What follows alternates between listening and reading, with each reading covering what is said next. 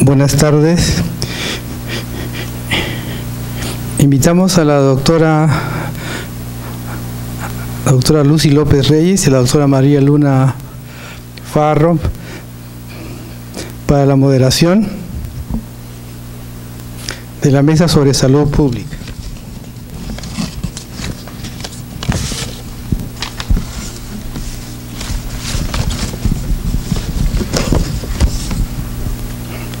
La doctora Lucy López Reyes es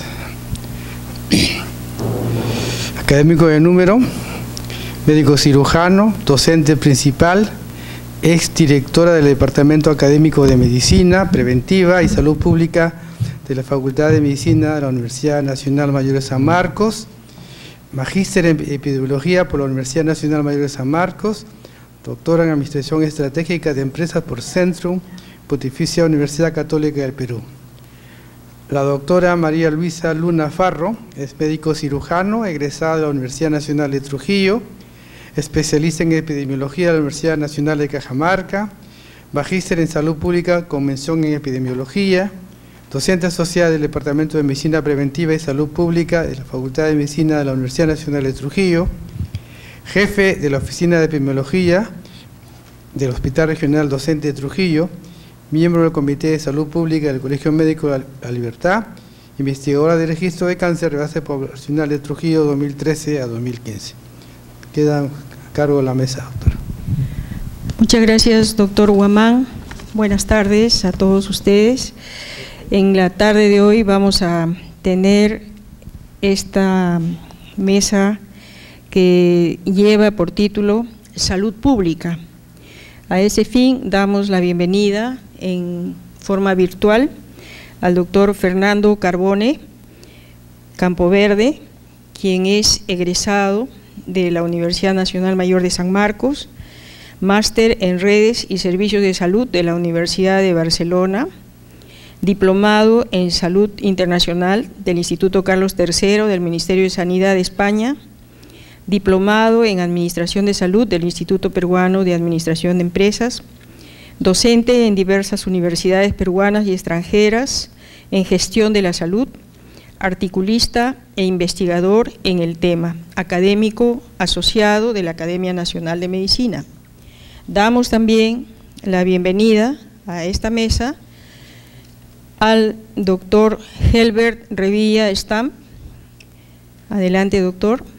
Médico cirujano, graduado en la Universidad San Luis Gonzaga de Ica, especialista en Administración de Salud por la Universidad Peruana Cayetano Heredia, ha ocupado cargos directivos en el Ministerio de Salud, Ministerio de Desarrollo e Inclusión Social, Seguro Social de Salud, Superintendencia Nacional de Salud, Hospital de Huaycán, ha sido colaborador externo de la Organización Internacional del Trabajo, sede Perú.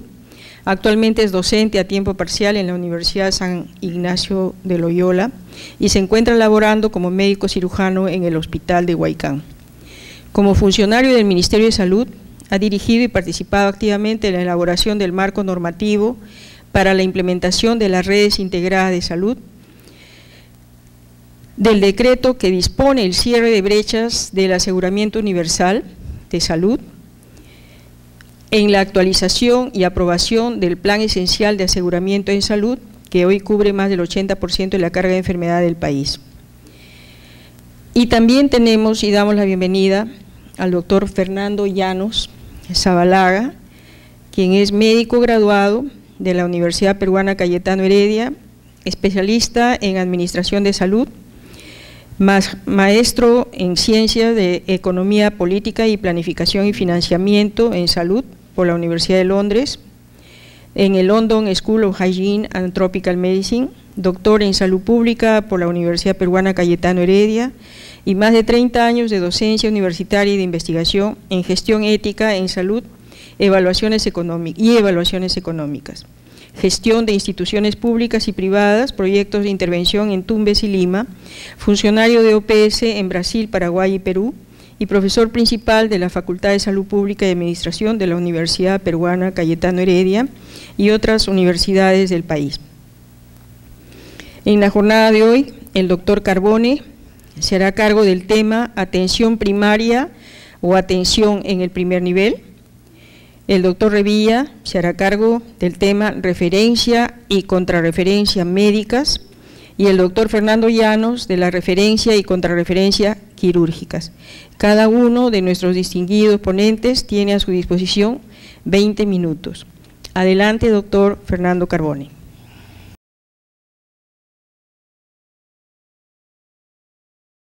Muy buenas tardes, un cordial saludo a todos.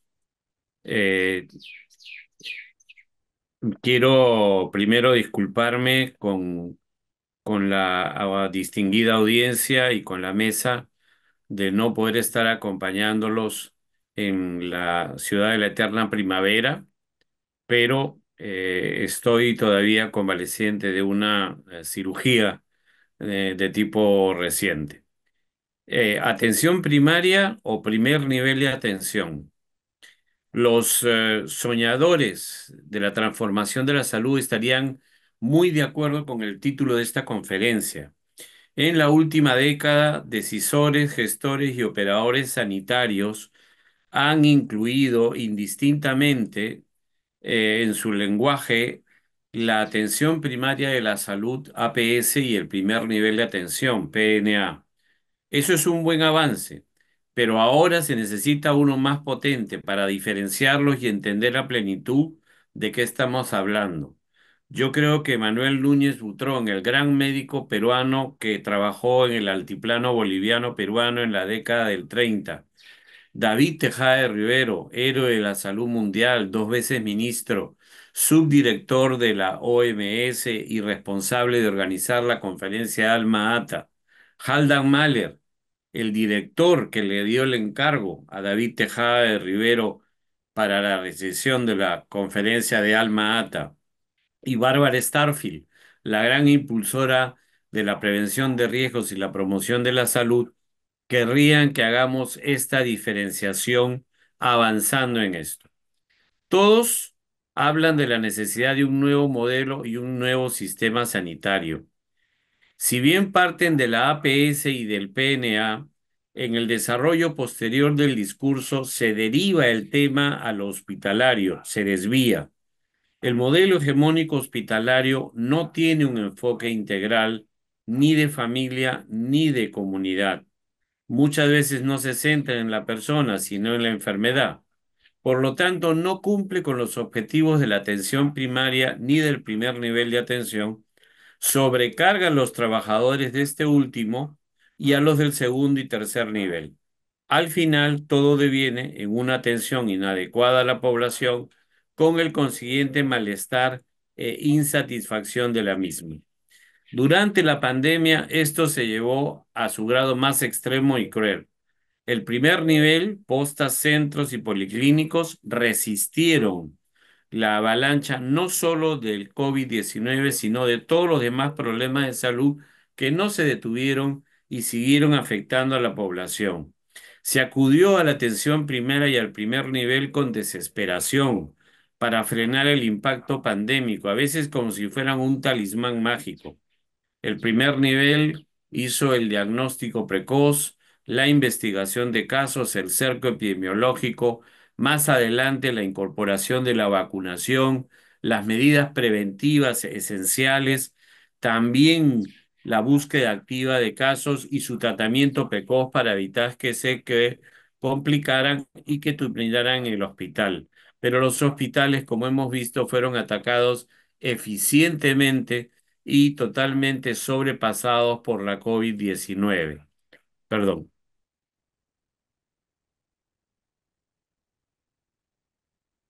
Los principios y fundamentos para la transformación de la salud a partir de la atención primaria y el primer nivel están en las 4 grandes conferencias mundiales de la salud. La de Alma-Ata del 78, la de Ottawa el 86, la de Helsinki el 2013, con la salud para todas las políticas, y la conferencia de Astana el 2018 por los 40 años de Alma Ata. Todas ellas se han llevado al planteamiento de salud universal para todos y todas, en todas partes, y al pensamiento expresado por Tedros Adhanom Ghebreyesus de que nadie se quede atrás. ¿Cuáles son las principales ideas y que nos ayudan a diferenciar atención primaria de primer nivel? La salud es un estado de bienestar físico, mental y salud. Es un derecho humano fundamental. Es responsabilidad del gobierno. Responsabilidad del gobierno. No solo abarca aspectos curativos, sino de promoción, de prevención, de rehabilitación y paliación. Llama a abordar los determinantes sociales y a cuidar a las personas a lo largo de su curso de vida. Se centra en los individuos, sus familias y las comunidades. Es el primer contacto con todos ellos. Eso es el primer nivel de atención. Atención primaria es una estrategia para todo el sistema, hospitalario y no hospitalario, primer nivel y todo lo que lo rodea. Mientras que el primer nivel de atención, justamente, es la primera parte del sistema. ¿Y a qué contribuye esto? Al desarrollo humano, social, económico y global de la comunidad. Para eso, médicos, enfermeras, parteras, matronas, obstetrices, como se les llame, auxiliares y trabajadores de la comunidad, promotores, facilitadores y quienes practican la medicina tradicional, terapeutas tradicionales, son parte del equipo de salud. Por eso el pueblo tiene que participar individual y colectivamente en la atención y el cuidado de su salud, es decir, establecer un modelo centrado en las personas y en la comunidad. Por eso la salud tiene que estar en todas las políticas y todas las políticas tienen que ser para la salud. Y esto se logra a través de la participación social, el buen gobierno y la transparencia. Esto es lo que llevó a cerrar la conferencia de Astana a los 40 años de Alma Ata con la frase Atención primaria de salud ahora. Estos principios y valores fueron usados del 2019 al 2021 para construir políticas, planes e instrumentos. Por ejemplo, la Política Nacional Multisectorial de Salud al 2030, que planteaba reducir en 5% para dicho año los años de vida saludables perdidos por causas evitables. ¿Y cómo se iba a hacer? Mejorando hábitos, conductas y estilos de vida en la población, asegurando el acceso a servicios integrales de salud y mejorando las condiciones de vida de la población. Pero esto se ha proyectado y se ha escalado al 2050. Es el componente de salud del Plan Estratégico de Desarrollo Nacional al 2050, como lo pueden ustedes ver. Pero además de esto, se planteó toda una serie de instrumentos que los pueden ver aquí organizados concéntricamente. Se articularon todos los componentes para la transformación de la salud. Cada uno se alinea en un todo y el todo es la suma armoniosa de estos componentes. Todos ellos se han trabajado con un lenguaje homologado, es decir, que cada término significa lo mismo en cada uno de ellos. Y además fue recogido en la propuesta de salud de consensos del Perú del Acuerdo Nacional que habla de la unificación del sistema de salud, no sistema unitario, pero sí sistema unificado. A partir de lo anterior, la universalización, el abordaje multisectorial y la unificación del sistema de salud se plasma en el territorio. Al lado izquierdo vemos la Política Nacional Multisectorial de Salud al 2030 y el Plan Estratégico Nacional de Desarrollo al 2050 y vemos a todos los actores, todos los sectores, todos los ministerios, los gobiernos regionales, los municipios, salud, sanidades, empresas, privados, educación, todos están presentes. ¿Y cómo trabajan? Con el modelo de cuidado integral por curso de vida para la persona, la familia y la comunidad, el MSI, la atención primaria de salud en todo el sistema. ¿Y dónde lo hacen? ¿Dónde lo plasman? En el territorio. donde están los niveles hospitalarios y el primer nivel de atención de todas las instituciones prestadoras de salud.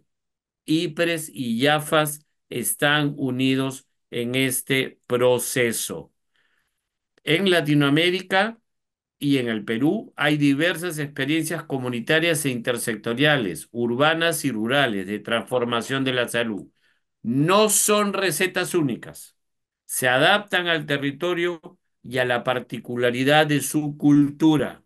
Aquí vemos al lado izquierdo Huancavelica, con el trabajo con pobladores, profesores, escolares, terapeutas tradicionales, comunicadores radiales, autoridades electas y designadas, la fusión de la medicina occidental y la medicina tradicional, si quieren los establecimientos de salud, las organizaciones sociales como las de mujeres, la incorporación de las prácticas humanizadas dentro de los establecimientos de salud y la dotación a los agentes comunitarios y a los terapeutas tradicionales de materia para trabajar. Y al lado derecho, San Borja, un destino rural, uno de los pocos de todo el país que tiene un establecimiento, una clínica de la familia, donde trabaja el Ministerio de Salud, Salud y la Sanidad Municipal, pero también juntas vecinales y otros mecanismos adaptados a su territorio. La transformación de la salud implica una secuencia lógica, políticas, normas, estrategias y herramientas como los hemos visto, pero significa que los distintos espacios, como el espacio rural donde más se ha avanzado en el Perú, el urbano rural donde hay cierto avance, el urbano marginal donde hay algo y el urbano que es el más resistente, son distintos, como los continentes de la Tierra. No es lo mismo África que América y este que Oceanía, pero el núcleo es igual para toda la Tierra. Acá el núcleo es igual para todos. Enfoques conceptuales, atributos, componentes operativos, normativos, prestacionales y de gestión son similares y son basados en la atención primaria de salud. Y desde luego que para esto se necesitaba un soporte político rector. Para eso, el artículo 16 del reglamento de la ley que fortalece la función rectora del Ministerio de Salud dice que todos los objetivos, lineamientos, políticas, los estándares, provisión de servicios,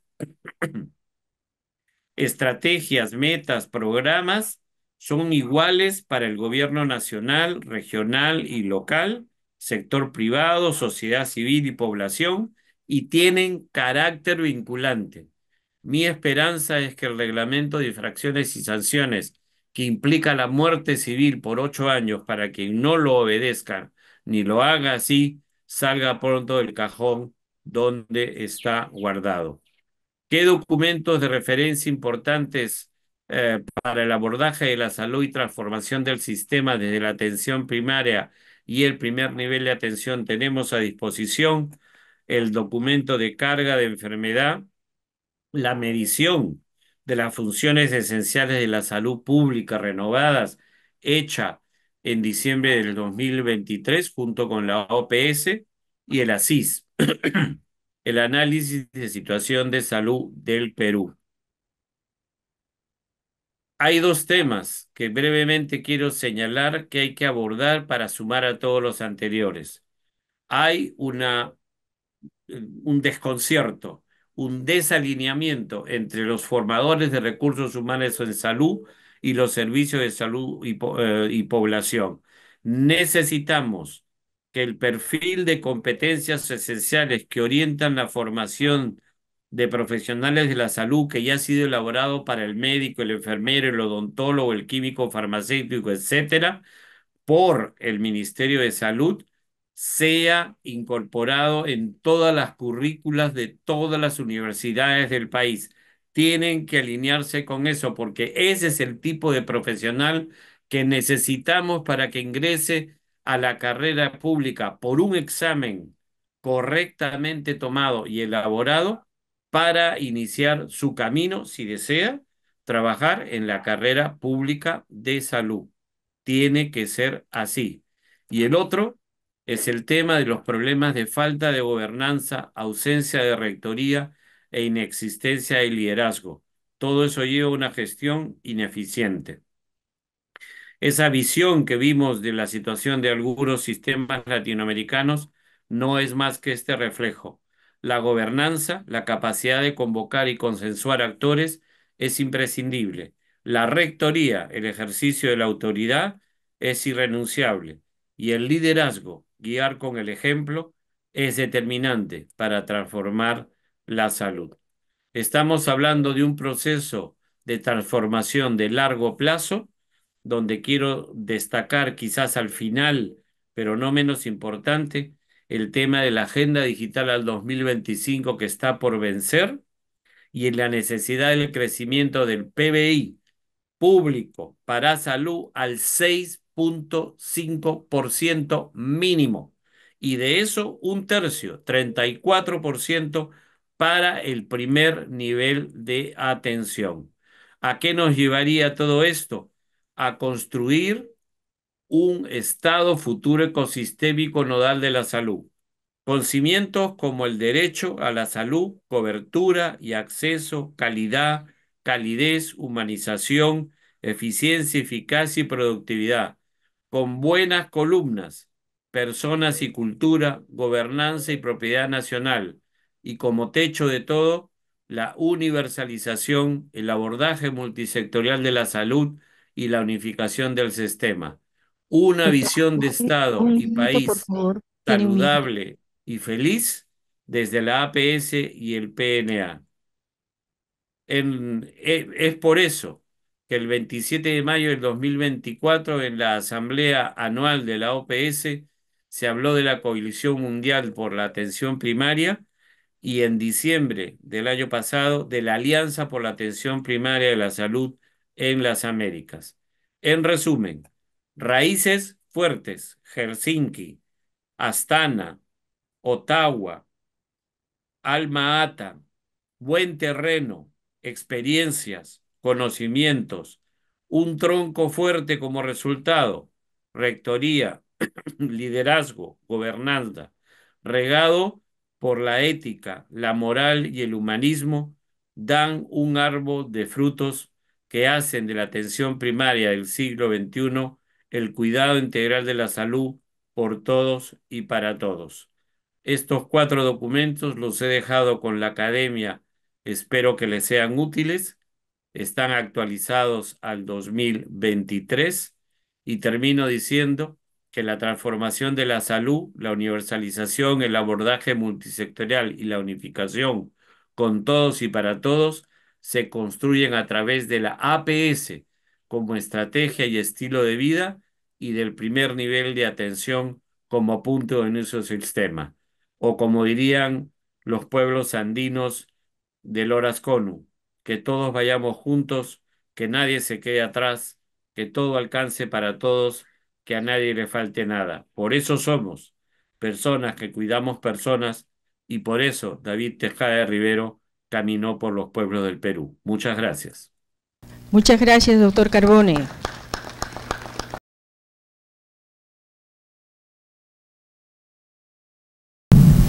Muy buenas tardes, miembros de la Academia, honorables miembros de la Academia. Un agradecimiento especial y es para mí un honor poder hacer la presentación del día de hoy referido a un tema que es, digamos, la columna vertebral para la adecuada atención de los pacientes. La siguiente lámina.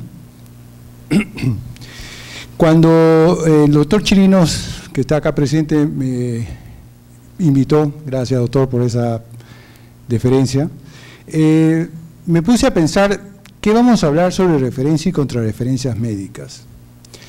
Y entonces ya conocemos cómo está nuestro sistema, cuáles son las falencias, cuáles son las fortalezas y cómo se conduce. Yo entonces dije, bueno, vamos a retroceder el camino y vamos a partir desde el principio. ¿Qué podemos hacer? Dije yo. Entonces, releí a Barbara Starfield en el libro Atención Primaria, Equilibrio entre las necesidades de salud, servicios y tecnología. Y de esa revisión tomo lo que está en la parte superior, que es coordinación. Cuando hablamos de referencia y contrarreferencia, tenemos que pensar en la coordinación, que según el libro consiste en la armonía de una acción o esfuerzo común. Entonces, cuando hablemos o cuando pensemos en referencia y contrarreferencia, tenemos que pensar que es un esfuerzo común. No es el esfuerzo del médico o del profesional que está en el establecimiento de salud, en el puesto de salud, en el centro de salud tipo 1, tipo 2, tipo 3, tipo 4. No, es un esfuerzo común entre el primer nivel de atención y el segundo y tercer nivel de atención. Y vamos a ver por qué, la siguiente. Y entonces dije, bueno, yo no soy de poner tanta letra en las PPTs, pero dije, creo que va a ser necesario retomar un poco estos conceptos y características de la atención primaria y la atención especializada. Y ustedes pueden ver ahí que en la atención primaria, como lo decía también el doctor Carbone en su presentación, está centrada en la persona, en la familia y en la comunidad. Ese es el primer principio. Y ahí también se incluyen los cuidados paliativos y el acompañamiento clínico, que es una de las cosas que nos está faltando, el acompañamiento clínico.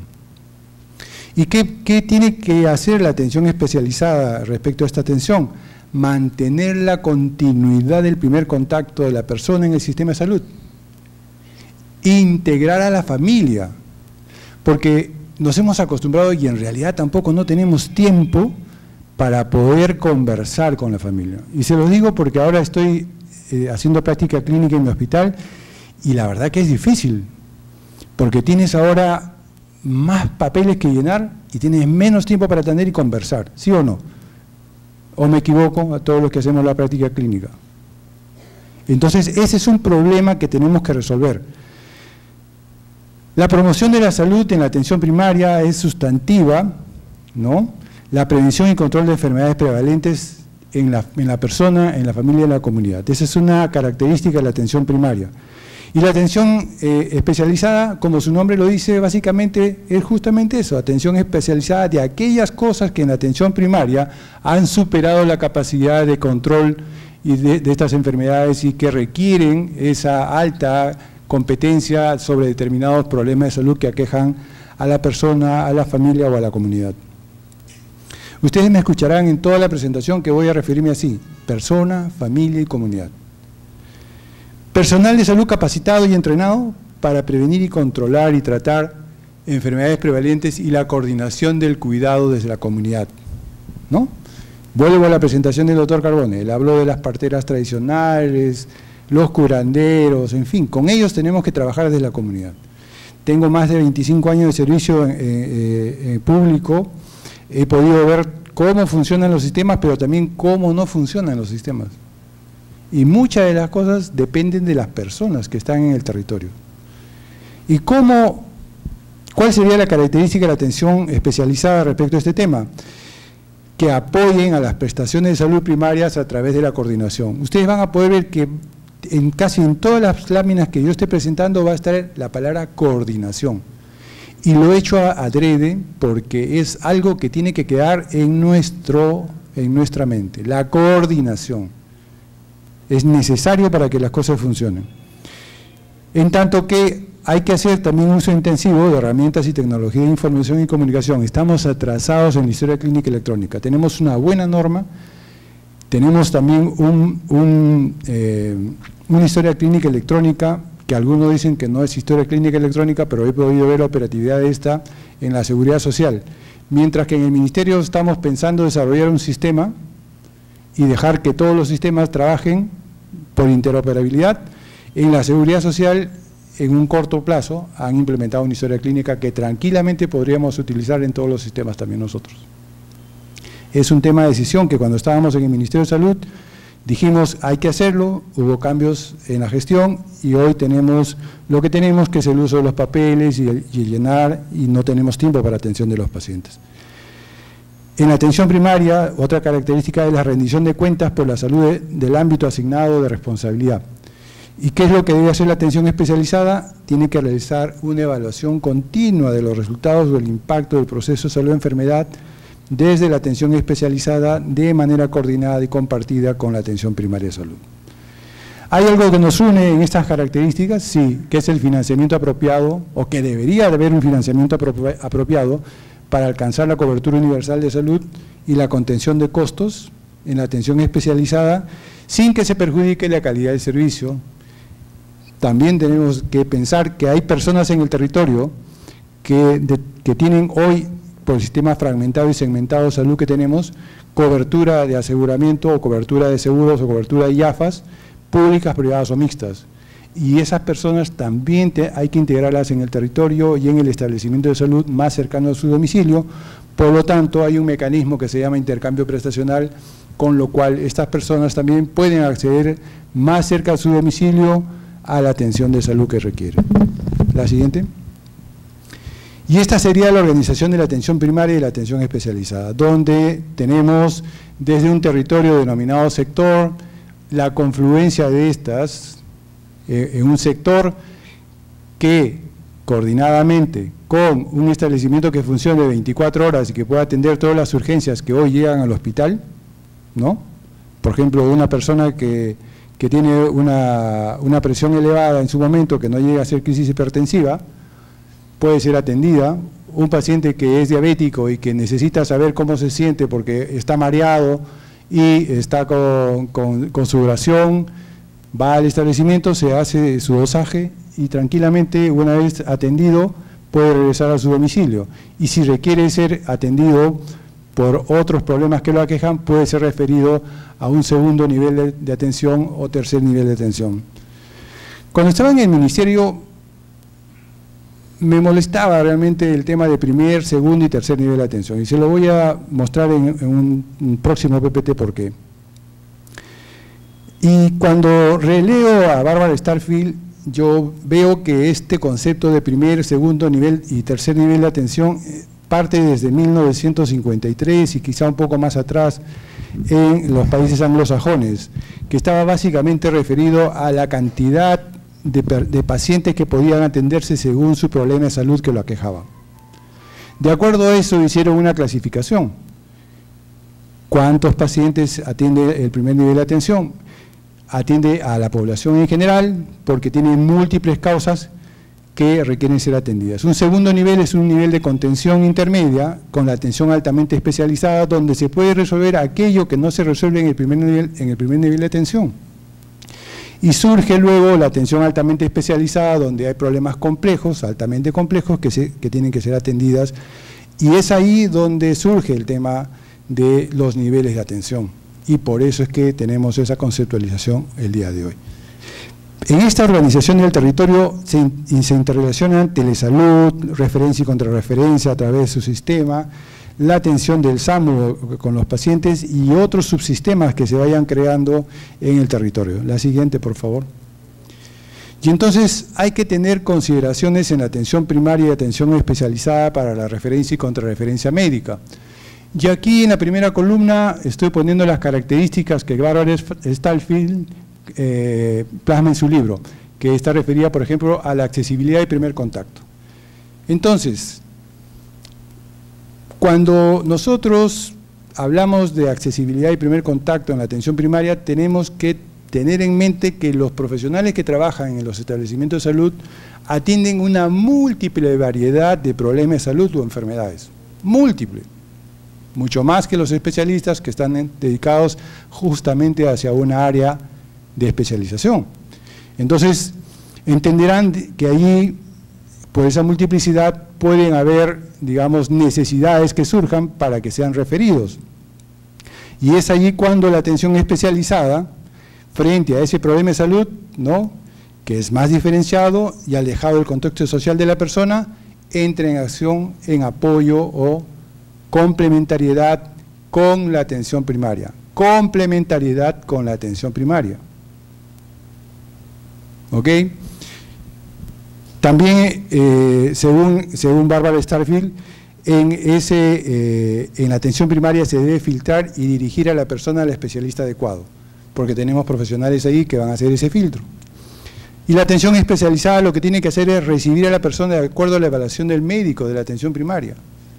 En la atención primaria nos podemos equivocar, y ciertamente ocurre. ¿no? Si hay especialistas aquí en esta sala y en el Zoom, podrán afirmar y asentir que así sucede. También aquí surge un nuevo concepto que se llama la continuidad. Esta continuidad es el número de veces que la persona accede al servicio de salud o al médico de su preferencia. O sea, la continuidad es con el médico y con la institución. También en la atención especializada esta continuidad es incierta, ¿verdad? Porque se le hace la referencia al paciente y no sabemos si va a continuar con el especialista o va a regresar. Y como nuestro sistema no funciona, no sabemos en realidad si es que ha habido la contrarreferencia correspondiente. Y tenemos ahí un problema con las personas y con nuestros pacientes. Y referente al cupo y a la longitudinalidad, la fuente asistencial habitual para el personal es la comunidad, ¿no? Y hay que tener en consideración este aspecto. Tenemos que mantener también en el primer nivel de atención una mayor duración en el tiempo de relación médico-paciente o médico-institución, que está justamente referida al primer concepto de continuidad. Continuidad está en todas las características de la atención primaria que Barbara Starfield lo refiere en su libro. Y en la atención especializada hay que tener en consideración respecto al cupo y a la longitudinalidad que hay que brindar atención en el lugar considerado como no habitual para la persona, porque el hospital no es un lugar habitual para la persona. El establecimiento de salud más cercano a su domicilio debe ser el lugar habitual a donde acceder cuando requiere una atención de servicio de salud. Aquí he incorporado la relación médico-persona, que en realidad debería ser la relación médico-paciente, pero como la atención primaria de salud APS está enfocada en la persona, familia y comunidad, me he permitido hacer una modificación aquí, una adaptación a lo referido por Barbara Starfield. Y básicamente aquí tenemos que tener en cuenta que esta relación debe facilitar la efectividad de la atención de la persona. O sea, nosotros como médicos o como profesionales, cualquiera sea, tiene que ayudar a que esta persona vaya al lugar donde requiere su atención. Y hay que establecer relaciones de largo plazo, ¿no? Hay que establecer canales de comunicación y brindar información repitiéndola si es necesario. Y eso yo lo veo en la práctica clínica hasta con los trabajadores de salud. Hay que mantener una conducta profesional y ética y hay que ser partícipe a la persona en la decisión que se toma sobre el problema de salud que lo afecta. Y aquí me faltó, también debemos involucrar a la familia en ese proceso, porque la familia es el soporte de la persona que necesita una atención, necesita una prestación de salud. La siguiente. Y respecto a la integralidad de la atención, en la atención primaria básicamente se identifica el inicio del problema y la gama que pueda tener de necesidades que pueda tener las personas, ¿no? Allí también debemos de disponer y proporcionar servicios cuando sean necesarios, decidir si la atención va a ser primaria o es especializada. Si ya escapa de mi capacidad resolutiva y de mis competencias, pues tengo que derivarlo. No puedo quedarme con el paciente. Debemos coordinar y participar en el proceso de atención y seguimiento continuado.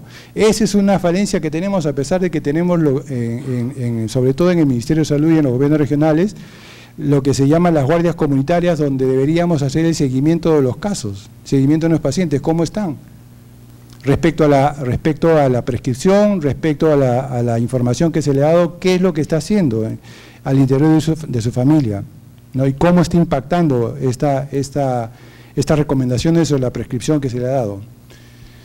Disponer en el establecimiento de una unidad o servicio de derivación, dice Starfield, y a eso nosotros le llamamos referencia. Y otra cosa que tenemos que tener en cuenta en la integralidad de la atención es el uso intensivo de la historia clínica en la atención primaria. Mientras que en la atención especializada, básicamente debemos de coordinar con el profesional de la atención primaria, quien conoce a la persona en su contexto socioeconómico, ¿no? Y su relación familiar y con su entorno, para de esa manera poder complementar los servicios con que se dispone en la atención primaria y podamos proveer servicios de atención para sus problemas inclusive crónicos que no puedan ser manejados en la atención primaria o en el establecimiento de salud más cercano a su domicilio. Es necesario que en estas entidades también se cuente con una unidad o servicio de referencia y contrarreferencia.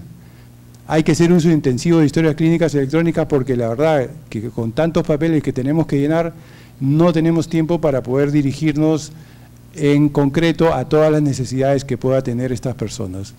Y aquí, en la atención especializada, tenemos que hacer uso intensivo de la telemedicina debido a la falta de profesionales y especialistas que requiere el país. Tenemos una brecha, cuando yo estaba en el Ministerio de Salud se hablaba de alrededor de 18.000 especialistas, entonces entenderán de que en poco tiempo no vamos a poder cerrar esa brecha. Y en tanto que coordinación de la salud, que es otro atributo de la atención primaria, nos dice que debemos de disponer de información acerca de los problemas previos y de servicios utilizados por las personas para atender las necesidades que se presenten, ¿no? Reconocer que no se puede atender todas las necesidades, porque somos humanos, tenemos determinados tiempos y es imposible que podamos atender esas necesidades. Hay que establecer y mantener el diálogo y la comunicación continua entre los profesionales de atención primaria y los especialistas de la atención compartida y continua de la persona. Hay que hacer uso de guías o protocolos de la práctica clínica y la historia clínica electrónica. Y en tanto que quiero introducir aquí ahora en la atención especializada, además de que complemente, que atienda a la autoderivación, porque esa es una de las cosas que se presenta mucho en el país, la autoderivación o la autorreferencia, como le llama el CIS o las aseguradoras, y hay que contrarreferir, que es otra de las cosas que también nos está faltando, ¿no? Hay que elaborar también las guías o protocolos de práctica clínica, pero sobre todo la atención especializada tiene que organizar las vías de cuidados integrales de salud, que es un nuevo término que se incorpora y que debemos incorporar en nuestro lenguaje. Las vías de cuidados integrales o llamadas también vías clínicas. La siguiente. Y entonces, ¿cómo nos organizamos en la prestación de servicios de salud teniendo en consideración todo lo expuesto? Hoy estamos trabajando con una categorización de establecimientos de salud de una manera piramidal, ¿no? En la cual el 1.1, el 1.2, el 1.3, el 3, el 2E, el 2U, el 3.1, el 3.2 y el 2E son galones que tenemos colocados en los establecimientos de salud. Y esos galones a veces, como conversábamos en el almuerzo, hace que tengamos y trabajemos bajo una especie de régimen militarizado, ¿no? No, el 1.1, el 1.2, no tiene que venir acá, tiene que hacer esto. Se le llama la atención al médico cuando lo que tiene que hacer es colaborar con el profesional. Quizá estemos saturados de la carga de atención que tenemos, pero la coordinación, la comunicación, el compartir las responsabilidades es inherente a la práctica clínica de los profesionales de la salud y sobre todo de los líderes que somos los médicos. Somos el ejemplo de los otros profesionales, del conjunto de los profesionales de salud. En consecuencia, si no hacemos eso, se va a replicar. Y eso, por ejemplo, me hace acordar que cuando yo estaba estudiando, yo veía que mis profesores terminaban las clases, terminaban las prácticas y luego en la tarde se iban después del hospital a su clínica o a su consultorio. Entonces yo, bueno, vamos a hacer eso también, ¿no? Porque, bueno, vemos que nuestros maestros hacen eso y vemos que eso ayuda a la población también.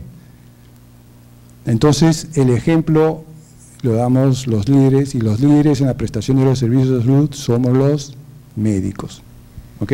Doctor Revilla, 1 minuto, por favor. Y entonces, las vías de cuidados integrales surgen en una organización horizontal, no vertical. Cuando ponemos el nivel en organización horizontal, somos pares, nos complementamos, mientras que en el nivel piramidal hay jerarquías, y eso no debe pasar en la prestación de servicios de salud. La siguiente. ¿Y qué son las vías de cuidados integrales? Pues es una herramienta de gestión clínica que facilita la articulación, la atención sistémica y multidisciplinaria de la persona. ¿Qué quiere decir eso? Que lo conoce, lo conduce en la elaboración el especialista y lo trabaja con todos los profesionales en los diferentes niveles de atención.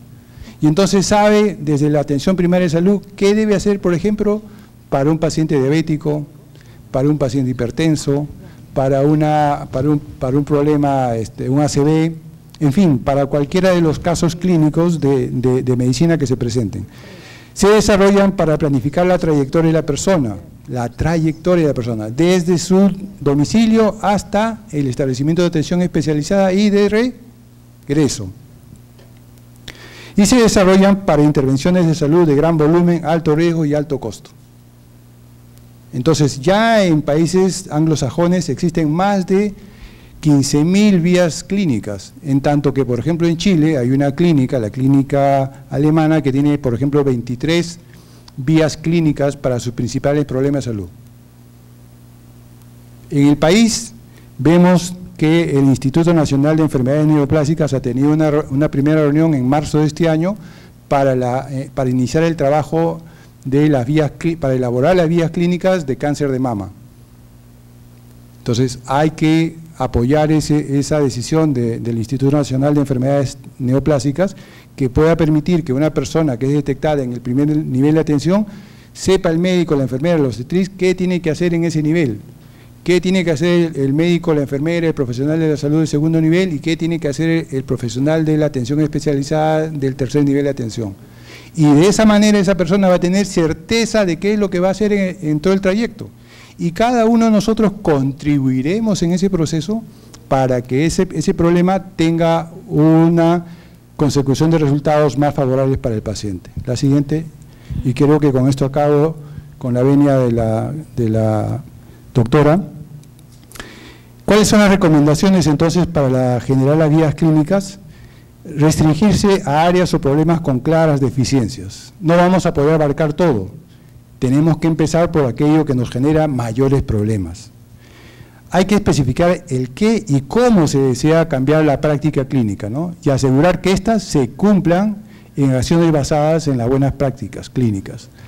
Hay que desarrollar para el uso de la práctica diaria, o sea, las vías clínicas no es el documento, como cuando yo empecé en administración, encontraba unos libros de planeamiento estratégico de este grueso. Y estaba guardado allí en la oficina del jefe del establecimiento de salud y nadie lo conocía. Pero cuando se hablábamos del plan estratégico. Entonces, las vías clínicas tienen que ser de uso en la práctica diaria, no pueden estar guardadas en un lugar. Hay que apoyar al personal cuando debe ejercer el juicio profesional o el juicio crítico, ¿no? En las vías de práctica, en las vías clínicas. Hay que tener en cuenta la población en la que se aplicará la guía y los subgrupos también que tienen. Y lo último, para acabar, hay que documentar, monitorizar y evaluar las variaciones y los resultados para que podamos corregirlas, ¿no? Y trabajar estas vías clínicas con la participación de los profesionales de atención primaria y otras especialidades. Quiere decir que es un trabajo multidisciplinario que todos debemos desarrollar para generar certeza en la atención del paciente respecto al problema que lo aqueja. Si mal no me equivoco, esta es la última lámina. Muchísimas gracias por su atención. Muchas gracias, doctor Revilla.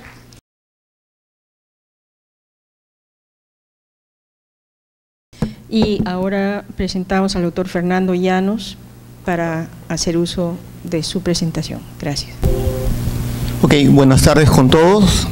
Quiero agradecer a la Academia por la invitación a exponer sobre este tema, que es referencias quirúrgicas, donde lo que quiero hacer es compartir un poco lo que está desarrollado en la literatura, como investigaciones, mezclado con experiencias de trabajo de 3 investigaciones que hemos realizado en la DIRIS Lima Norte sobre el sistema de referencias y contrarreferencias en general.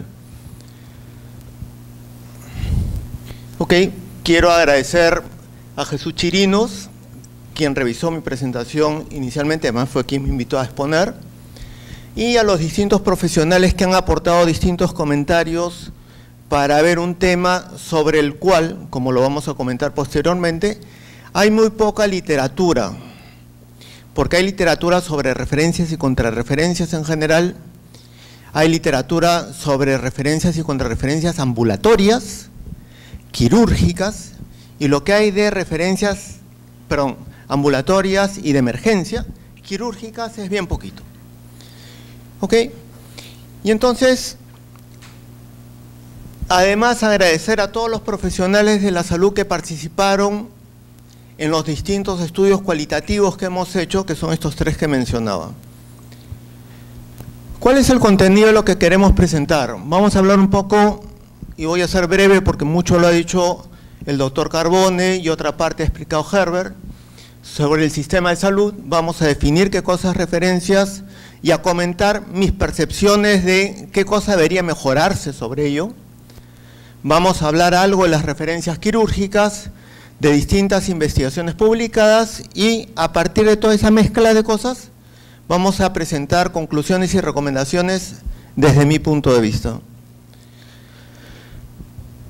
Como ya lo ha señalado Fernando en su primera presentación, nosotros deberíamos tener un sistema de salud que sea articulado e integrado. No estoy hablando de un sistema único, no quiero entrar en un tema político de ese sentido, pero lo que necesitamos es articular, porque en la práctica nosotros tenemos, como lo enseño yo, nosotros no tenemos un sistema de salud, nosotros tenemos un collage de salud, ni siquiera una pintura, tenemos un collage de salud, partecitas que no se conversan, no están interconectadas, y como Herbert lo comentaba, para que exista un sistema, necesitamos que haya comunicación entre las partes. Como conversábamos con el doctor Wagner ayer, para que tenga un sistema, es como el organismo humano. Los distintos sistemas tienen que articular, y si sabemos que tienen que articular, uno depende del otro. Tienes un problema cardíaco, vas a tener compromiso respiratorio, tienes un problema endocrino, vas a tener un problema renal. Todos se interconectan y todos deben funcionar en ese sentido. Por lo tanto, necesitamos articularnos como sistema para garantizar la continuidad e integralidad de la atención. Cuando se hizo una consultoría del BID y me llamaron como entrevista, dije, para que un sistema funcione necesitamos tener como motor impulsor un apropiado sistema de referencia y contrarreferencia entre todos los subsistemas, no solamente del sector público, sino de todos los subsistemas. ¿Ok? Y en esa lógica tenemos que tener presente lo que Fernando menciona como MSI, Herbert habla de la continuidad integral de atención, y yo hablo que tenemos que enfocarlo, además, persona, familia y comunidad, pero entendiendo y trabajando desde los determinantes sociales, económicos y comerciales.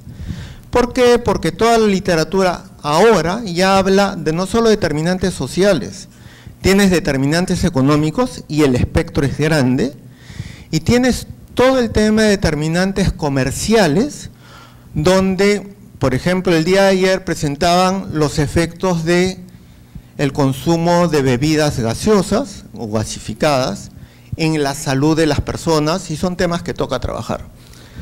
Pero yo me quedo con una frase que la comentó Francis Fukuyama en su libro de La pandemia y el orden político, donde señalaba que los factores relacionados con una respuesta eficaz de los sistemas de salud dependen capacidad del Estado, confianza de la sociedad en el sistema y liderazgo. Y entonces, no voy a explayarme en ese tema porque podría hablar no solo 20 minutos, sino 2 horas, si cada uno de nosotros piensa en el sector salud y en el sistema, ¿cuál es nuestra percepción de la capacidad del Estado? No quiero respuestas, lo dejo como pregunta. ¿Cuánto como sociedad, o sea, nosotros que somos sociedad, cuánto confiamos en el sistema? Y en las autoridades que ejercen funciones en el sistema. Y en ese mismo discurso ¿confiamos en que tiene liderazgo y capacidad de impulsar acciones? Las respuestas caen de maduras que requieren un proceso de maduración de todos nosotros en esa lógica. Y todo esto tiene que estar enmarcado en un contexto que lo hemos conversado ayer en distintos grupos, con distintos nombres, pero que tiene que ver con un contexto cultural al cual miramos muy poco, donde el mundo está cambiando de pasar de ser más prosocial, con una mirada ética prosocial, a una mirada proindividual o economicista, como lo llaman otras personas. ¿Ok? Eso en la práctica se traduce en reducción de plazas en Europa y en Estados Unidos de ciudadanos de esos países, y por eso Europa está desesperado de llevarse muchos de nosotros a trabajar para allá. ¿Por qué? Porque no tienen cómo cubrir esa necesidad. ¿Ok? Pero nosotros tampoco miramos eso. Y entonces, en este contexto de chequear este escenario, no miramos además temas de inequidad, que en el país, como en toda Latinoamérica, es de los más graves que hay, y solo mencionar el tema de todas las experiencias de corrupción que abundan en la experiencia de los últimos 10 años, pero podemos retroceder en la historia y ya forman parte de nuestra cultura. Ok. Lo siguiente que tenemos que ver cuando queremos pensar en un sistema de referencia y contrarreferencia es, necesitamos generar una interfaz entendida no solamente como la parte electrónica de comunicación, sino una relación, como lo ha comentado Herbert, donde se articule el primer nivel con los otros niveles, un sector con los otros sectores. ¿Ok? Y ahí, solamente en ese tema, ya hay una suma de experiencias, yo las llamo anecdóticamente vergonzosas, de lo que pasa. Para los que trabajen en el primer nivel, ¿saben cuál es el ancho de banda que se maneja en los establecimientos de primer nivel? El Estado los llama contratación de anchos de banda social, o sea, bien chiquito. Y entonces, para los que hayan interactuado con algunos profesionales en el primer nivel, llenaban las fichas epidemiológicas en papel, pero pasarlas en la computadora les tomaba toda la tarde y el día siguiente. Y la experiencia contada, preguntada a los profesionales en Lima Norte, yo sé que es en todo el país, pero no tengo información de eso, es: me llevo las fichas a mi casa para digitarlas. Entonces, cuando queremos hablar de que haya comunicación e interfaz con ese ancho de banda, no hay forma. Y por lo tanto, en ese contexto, lo que necesitamos hacer es, necesitamos fortalecer el primer nivel. Y fortalecer el primer nivel implica parque informático, incluyendo conectividad, implica lo que se ha comentado de la historia clínica electrónica, de la cual además el sistema de referencia y contrarreferencia es una parte. O sea, solemos mirar la historia clínica electrónica y el sistema de referencia y contrarreferencia. El sistema de referencia y contrarreferencia es parte de esto, la historia clínica electrónica. ¿Ok? Sea que se use la versión 1, versión 2, versión 3, versión 4, la versión que el Estado quiera. Y si quieren tener espacios diferenciados, que sea diferenciado. No hay en la experiencia mundial evidencia de que tengas una única historia clínica electrónica para todo el país, en cualquier país del mundo. De repente países con gobiernos estatistas bien marcados, de los cuales no hay mucho reporte, eso sí existe. Pero en la gran mayoría de países, cada IPRES tiene su propio sistema, ¿ok? Pero tiene que compartir, como en algún momento se hizo con su salud, una matriz común de información. porque es la única manera que podemos conversar. O sea, yo no puedo pedirle a quien sea, tú tienes que vestirte así, asá, asá, asá. Yo puedo decir, ¿sabes qué? Para venir a esta actividad, no puedes venir en ropa interior. No puedo. Puedo definir, tienes que venir y tienes que tener esto, esto, esto. Ya, eso es parte del proceso de gestión que se tiene que mirar. Y obviamente, primer nivel, no tiene recursos financieros, el recurso humano está inequitativamente distribuido, no hay compromiso político, hay inapropiada gestión de procesos, no tenemos sistemas integrados de información, las universidades, incluyendo Cayetano, pero todas las universidades, no enseñamos procesos, la gente no mira procesos, y cuando le habla de procesos, lo entendemos como una cosa rara que no podemos conocer. ¿Ok? Y en ese marco, con todas esas deficiencias, como país, en el marco de una apuesta mundial, válida, con la cual todos debemos comprometernos, lo que necesitamos llegar es a impulsar una real cobertura universal en salud. ¿Ok? Para eso debemos tener un sistema de referencias y contrarreferencias, y la referencia es la capacidad que yo tengo de enviar a alguien a donde corresponda que deba de ir. ¿Ok? Para que yo pueda hacer eso, como la norma del sistema de referencia y contrarreferencia no ha cambiado, pues estamos en el 2004, estamos en el 24, pero usamos la norma del 2004, ¿ok? Se usa el REFCON desde el 2014, pero no tiene normativa. ¿Ok? En esa norma del 2004, tú pasas del 1.2 al 1.3, del 1.3 al 1.4, del 1.4 al 2.1. Pero si tienes, y yo lo explico así, además porque creo que es más gráfico explicarlo con ejemplos. Si yo tengo un paciente con una tumoración o con una lesión oncológica como las que presentaba la doctora el día de ayer, la hora que presentaba sus lesiones de cáncer, ¿ok? Yo con esa lesión no lo voy a mandar, si estoy en el 1.2, no lo voy a mandar al 1.3, porque de repente el médico que está en el 1.3 de repente tiene algo más de experiencia que yo, pero no tiene más equipamiento. ¿Y qué lo va a hacer? Le va a mirar, ya, vaya al 1.4 y de ahí al 2.1. ¿Por qué no se puede mandar directamente a los hospitales? Y entonces ahí tenemos varios problemas.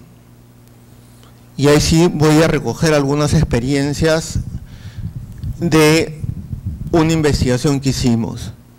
En un hospital, obviamente por principios no voy a dar nombre, el oftalmólogo mandaba a todos los pacientes para que le hagan su medición de agudeza visual. Oftalmólogo en el primer nivel. Cuando se averiguó por qué los refería, era porque no tenía la silla oftalmológica. Se consiguió una silla oftalmológica y se le dio la silla oftalmológica. Pasó una semana y volvió a referir a otros pacientes. O sea, la silla... ¿Cuál fue su respuesta? Es que no tengo tecnólogo. Doctor Llanos, 5 minutos, por favor. Ok. Y entonces, si no tengo tecnólogo, entonces ¿para qué estoy trabajando? O sea, ¿qué cosas hacías? En Opera, no tienen sala de operaciones. Y entonces, en algún momento en la DIRIS Lima Norte hicimos una iniciativa para que se pueda referir de acuerdo a la cartera de servicios. ¿Ok? Pero lastimosamente, como muchas iniciativas, como las que ha proyectado Fernando del CIENMECRO, de la cual también hemos hecho una investigación, funciona bien por un momento y esa iniciativa murió, lastimosamente. Como queda poco tiempo, entonces, ¿cuáles son los grandes problemas de fracaso? Que no tenemos un sistema sólido. Segundo, como no tenemos una historia clínica electrónica, la gente repite la información con riesgo de equivocación cuando el único lugar, por lo menos en Lima metropolitana, donde funciona el sistema es en el Hospital de Emergencia de Villa El Salvador, donde la referencia entra en un sistema y toda la información, tú aprietas un botón y se jala a una ventana que es la de referencias y contrarreferencias. Hay infraestructura insuficiente, no hay cumplimiento de normativas, es más, no tenemos normativas, ¿ok? Y tenemos una serie de problemas en ese sentido.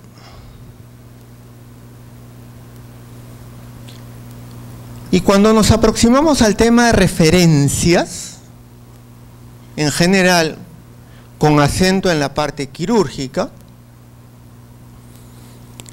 y queremos hablar del sistema de referencias, estamos hablando de referencias ambulatorias,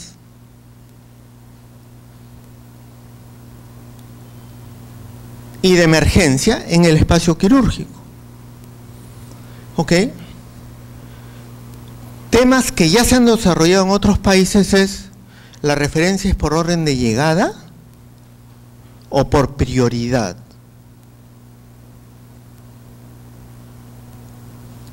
Nosotros funcionamos por orden de llegada.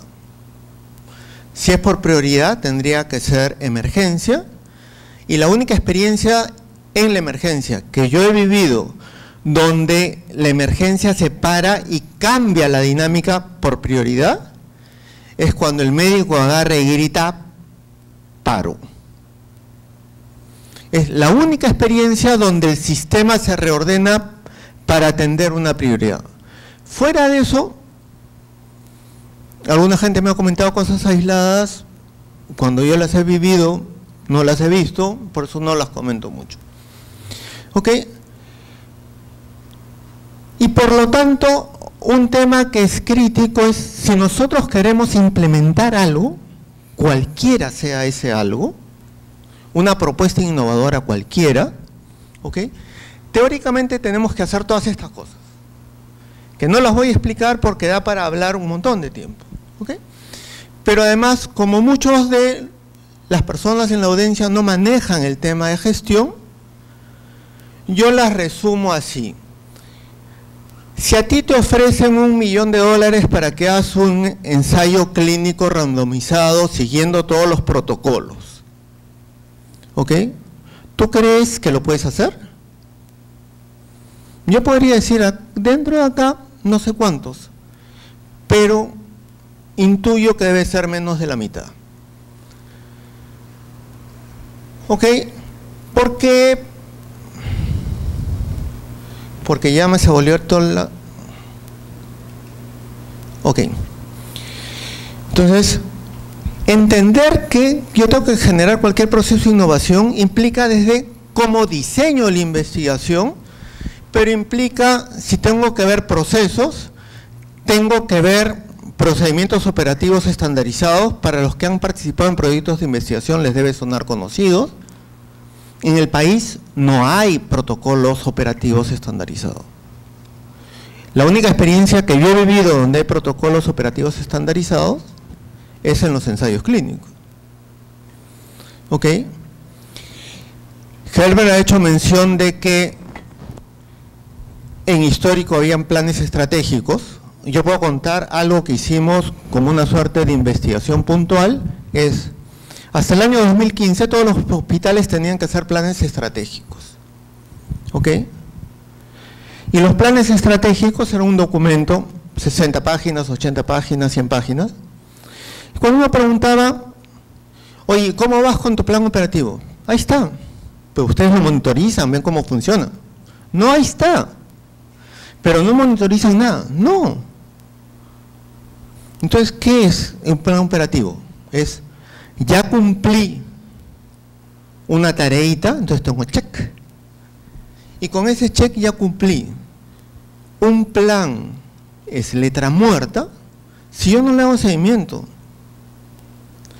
Todos los procesos que hacemos por tratar de mejorar el país se convierten en letra muerta si no empezamos a tomar acciones y hacemos intervención para que eso mejore. Su tiempo, por favor. Ok.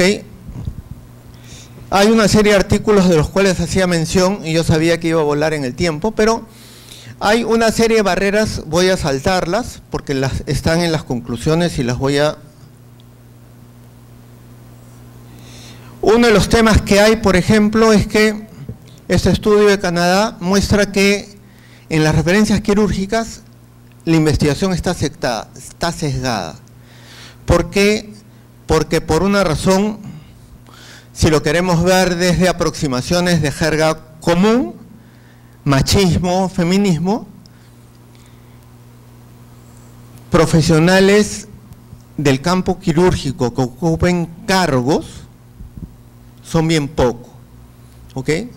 De la experiencia que yo he vivido en el Hospital Cayetano, ¿ok? Creo que hasta cuando estaba por comenzar el internado, no había residentas mujer. La primera residente mujer apareció, creo que en el primer año que yo estaba siendo residentado. Y calculo que si pasamos por distintas universidades pasa lo mismo. Bueno, en ese estudio en Canadá muestran que a la hora que buscan trabajar o referir pacientes, los refieren a los hombres. Y por eso hablan de el All Boys Club. ¿Ok? Paso esa parte rápido y quiero lo otro en la línea de lo que se plantea. En el Reino Unido existen criterios cuando deberías referir a emergencia. ¿Ok? Y dentro de los criterios están estos criterios clínicos que establecen parámetros sobre cuál es el tiempo máximo de atención que se debería dar. Y entonces, entrando a conclusiones, tenemos un sistema fragmentado que necesitamos mejorar. 2, la investigación clínica ha sido la más desarrollada y la investigación quirúrgica en general, incluyendo la parte de referencia y contrarreferencia, está desarrollada muy pobre. El tema de inequidad contra las colegas del campo quirúrgico es evidente y está marcado en la literatura, no solamente en el Perú, la que yo cuento como anecdótica, porque no tengo una investigación hecha, sino a partir de la investigación de la que hacía mención en Canadá. Tenemos distintas barreras de acceso que nosotros mismos generamos, y entonces, por ejemplo, en el Hospital Cayetano, para que yo pueda referir a un paciente pediátrico con un cuadro de abdomen agudo quirúrgico, por sospecha del médico del primer nivel, tengo que mandarlo con ecografía. La decisión es buena, me parece bien, estamos de acuerdo en esa parte. ¿Cuántos establecimientos de primer nivel tienen ecógrafo? ¿Ok? Solo los establecimientos 1-4. ¿Qué porcentaje de pacientes pediátricos con abdomen agudo quirúrgico son apendicitis y qué porcentaje no? Yo no conozco ninguna literatura analizada, pero como ejercicio voy a suponer 50-50, ¿ok? Entonces, supongo 50-50, 50 no pasa nada y se van a ir a su casa tranquilos, y los otros 50% van a complicarse porque entre que programan la referencia para la ecografía, le hacen la ecografía y llega al hospital, en el mejor de los casos llegó con un plastrón. Su tiempo, por favor, doctor Llano. Ok, entonces tenemos miles de problemas ahí, no tenemos estudios de auditorías, no tenemos, como comentaba Herbert, guías de práctica clínica. Las guías de práctica clínica deberían actualizarse cada 5 años. Nosotros actualizamos cada vez Dios hizo ayuda, como dice Herbert. No tenemos capacidad de aprender a trabajar, pedimos que la gente trabaje y aprenda a hacer investigación en equipos multidisciplinarios. Una de las cosas que Herbert mencionó, yo no sé si la entendía a medias o no, pero es cuando yo hago una guía de práctica clínica o una vía clínica, yo necesito definir lo que tiene que hacer el médico, pero necesito definir lo que tiene que hacer la enfermera y lo que tiene que hacer todo el equipo multidisciplinario. ¿Ok? Y entonces, sin eso no podemos construir cosas. Y finalmente tenemos que impulsar iniciativas de construcción bottom-up. Y un último tema, y ahí mil disculpas, Lucy, es, ¿saben cuál es el porcentaje de contrarreferencias que tenemos en la investigación que nosotros hemos hecho? 5%. ¿Ok? Malawi, Tanzania, Nigeria tienen en promedio 25-30%. Y con eso nos hacemos una idea del problema. Mil disculpas por adelantarme. Muchas gracias. Muy bien. Muchas gracias, doctor Llanos. Doctor Gerber, por favor. Gracias.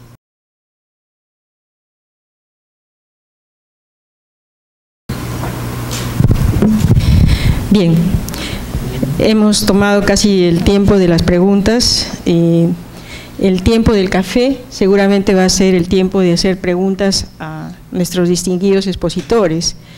Como está el doctor Carbone también en línea, tomaremos la ventaja de consultarle a él, que siempre es generoso cuando se le pide un consejo en estas cosas, que es su pasión. Solamente digo que en aras del tiempo, ¿no?, vamos a hacer un comentario final de este panel, ¿no?, que es de tanta importancia, ¿no? Desde el COVID ha quedado pendiente el tema del primer nivel de atención, que muchas veces lo confundimos con atención primaria. Y como se ha dicho, la atención primaria de la salud es mucho más, es el cuidado de la persona y de toda la sociedad a la persona, ¿no? Entonces, la referencia, en este caso, lo que nos ha tocado hablar es fundamental, porque si no hay referencia tanto de la parte clínica como de la parte quirúrgica, no se puede crear la confianza en la población, en el sistema, ¿no? Porque justamente el complemento del buen trabajo del primer nivel es que haya quien espere en el siguiente nivel. Bien, entonces con eso agradecemos enormemente al doctor. Perdón, ¿alguien quiere? El doctor va a hacer una pregunta, le pedimos que sea muy breve, y igualmente las respuestas muy breves, y nos prometemos seguir conversando, menos mal que tenemos todavía toda la tarde para conversar entre nosotros. Doctor Vera, muy breve. Dos preguntas cortitas. Los varios me conocen de la mesa, entonces mi trabajo es primer nivel de atención, y creo que esto debe ser más horas dentro de una jornada así. La pregunta es, siempre tenemos problemas en las referencias del primer nivel con el segundo o el tercero, no en trámite administrativo, sino en confianza del médico que está en el segundo o tercero contra los que estamos en el primer nivel, de una manera despectiva, de una manera que no importa. La pregunta es, ¿cómo solucionamos para que mis propios colegas crean lo que yo escribo? Porque si no, la pregunta yo tendría que hacérsela a la misma academia, a los que manejan la parte ética, si ese es un faltamiento ético o no, en la desconfianza del colega que está ahí. Primera pregunta. Y la segunda, quiero permitirme al doctor Carbone, que lo conozco mucho tiempo también, él mencionó sobre el perfil del médico que ya está, y esto también se conversó ayer. Hizo un comentario, doctor Carbone, que creo que es importante. Hay que buscar que el médico peruano, o que ese perfil sea para el médico peruano. Yo siempre he hablado como una opinión de aspecto personal. ¿Qué pasa si todas las facultades de medicina hacemos que se tenga una malla curricular con un X porcentaje, yo pienso 60, de enseñanza igualita en todas, con unas rúbricas igualitas en todas, y cada universidad tenga un 40 o 30% libre para su propia imagen institucional? Bien. Y en lo que pudiera ser? Gracias, Lucy. Gracias, doctor. Sí, breve, por favor. Como dije, uno de los principales problemas, ya lo refirió también el doctor, es la falta de coordinación y complementariedad. Y eso parte porque como estamos en un sistema piramidal, entonces el galón 3 pesa sobre el galón 1, ¿verdad? Y entonces sucede lo que cotidianamente pasamos todos los que estamos en la sala y que vemos la atención primaria de salud, o estamos en el segundo nivel o en el tercer nivel incluso. Porque ahora resulta que para poder enviar algunas referencias de emergencia, como decía Fernando, ahora he escuchado el término por ley de emergencia.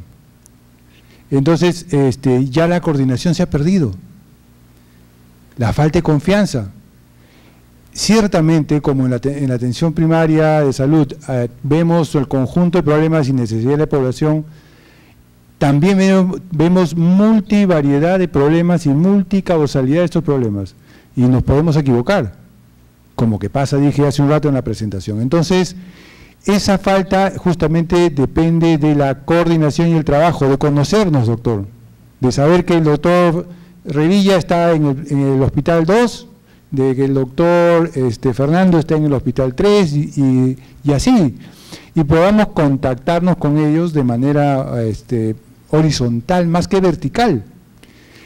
Entonces, ¿por qué? Porque somos médicos, ciertamente alguien ejerció una especialidad porque le gusta y recurrimos a él por la necesidad de la persona, no por mi necesidad. Y ese es el tema que tenemos que ir cerrando brechas y comunicación, doctor. Gracias, doctor Revilla. Doctor Llanos. Tú dijiste que tu pregunta debe ser cortita, no me pidas una respuesta cortita, puedo tratar de resumirla en palabras claves, ¿ok? Primero, por lo menos como un primer paso en una lógica de sistema de referencias y contrarreferencias, y vuelvo a hacer mención de una de las investigaciones, muchos de los médicos de hospitales no conocen quienes trabajan en el primer nivel. Y por lo tanto se requiere trabajar en un espacio para utilizar términos que utilizan otros, necesito conocer a la otredad, necesito conocer al otro. No nos conocemos. Y como no nos conocemos, y como los médicos confiamos solamente en nosotros, no miramos al otro como un par en el cual podemos confiar. Pero además, eso es un primer nivel. Yo podría llegar en un segundo o tercer momento donde yo pueda referir donde el médico X que está en el establecimiento Y, ¿ok? Porque a mí me inspira confianza. Pero eso implica trabajar un esquema donde, que es lo otro que no hay en el sistema, yo pueda tener las programaciones de turnos de los médicos, por lo menos de 3 meses. ¿Ok? Yo debería tener, para evitar las vergüenzas que uno ve en televisión de colas desde las 3 de la mañana, de 50 personas, 100 personas, 200 personas, para tratar de coger cita, debería generarse mecanismos que existen, porque los tiene el Hospital de Villa El Salvador. El Hospital de Emergencias no atiende a la demanda de consulta externa, atiende las emergencias, pero no tiene la demanda de consulta externa. Solo atiende consulta externa de pacientes referenciados. En Cayetano se decidió, como yo lo llamo, dictatorialmente, que a partir de marzo del 2019 ya no se recibían referencias, ya no se recibían consultas externas. Y las colas disminuyeron, pero es un proceso de educación que hay que trabajar. De educación desde los hospitales a aprender a programar, cosa que no existe, ¿ok? Y establecer pautas. O sea, si yo soy asegurado, como que lo soy, y quiero ir al Rebagliati a consulta externa, no hay forma de que vaya por mi cuenta y riesgo. Me van a decir, chao, no te toca. Porque él sí lo puede hacer la seguridad social y no lo podemos hacer nosotros en el otro lado. Y el último punto, y con eso termino, es no tenemos sistemas de auditoría que sean vinculantes. Regresando al ejemplo del oftalmólogo, a ese oftalmólogo debería caer una sanción.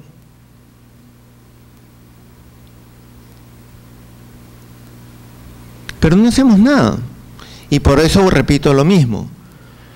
Queremos construir un mejor sistema, necesitamos que todos los profesionales de salud aprendamos y manejemos gestión.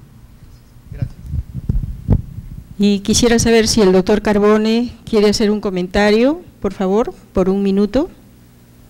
Sí, muchas gracias. Gracias, doctor. Nuestros universos formados por las promociones de las que egresamos son muy limitados. Claro, es de mi promoción y lo conozco. O de aquella formación que hicimos en residencias con determinadas personas. Esos universos son chiquitos. Eso hay que romperlo. Las RIS tienen que promover, como lo han dicho quienes me han antecedido, que se conozcan las personas de arriba hacia abajo y de abajo hacia arriba para que se genere confianza. Además, usted señaló algo importante en materia de currículum universitaria, que es parte de las ideas que hay que aprovechar para que haya un mayor conocimiento, y no solo en una misma carrera, con las otras carreras profesionales, porque no vamos a pretender que recién después de 5, 7 o 6 años formen un equipo multidisciplinario que funcione, como dicen, a partir de una piña. Eso hay que construirlo. ¿Con qué hay que construirlo? Haciendo verdadera política. ¿Y cuál es la política? Según David Tejada de Rivero, el arte de construir consensos buscando el bien común con estricto respeto a la verdad y a las personas. Eso es lo que hay que construir. Muchas gracias, doctor Carbone, doctor Revilla, doctor Llanos. Como ustedes se dan cuenta, la academia ha empezado a poner este tema en la agenda, y lo cual es sumamente importante porque después de la pandemia y todos los desastres que causa cualquier de estas zoonosis, no hay otra forma de salir adelante que fortalecer el primer nivel con una atención primaria en todos los niveles y con este componente fundamental que es la referencia. Muchísimas gracias a nuestros distinguidos ponentes y esperamos que con su energía podamos seguir en esta vena. A todos ustedes por esta jornada, muchísimas gracias por su asistencia.